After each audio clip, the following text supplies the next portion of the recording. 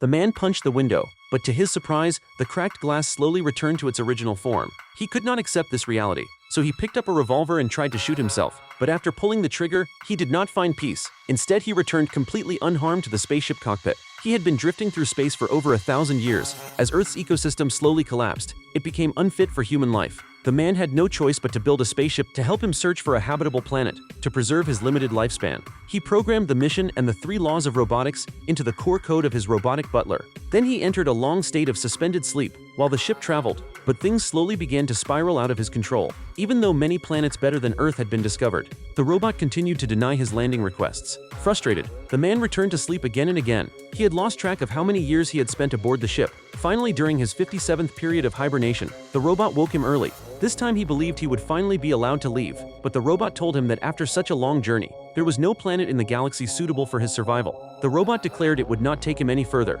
because the ship was the most suitable place for him to live. The man would rather die than stay there any longer. He punched the window in anger, but the glass quickly returned to its original form. In despair, he took out his gun and aimed it at his head. He wanted to end his life in one shot, but unfortunately, when he regained consciousness, he was still alive. Back in the spaceship, his body unharmed. After thinking for a while, he decided to negotiate with the robot. He said the robot could continue the journey, but his own journey had ended. He wanted to return to Earth, no matter what it had become. Strangely, the robot that had repeatedly refused his orders agreed this time. It piloted the ship and brought the man back to Earth. He finally returned to the planet he once called home. After safely dropping him off, the ship left Earth in the distance. He saw a few human figures. They looked exactly like him.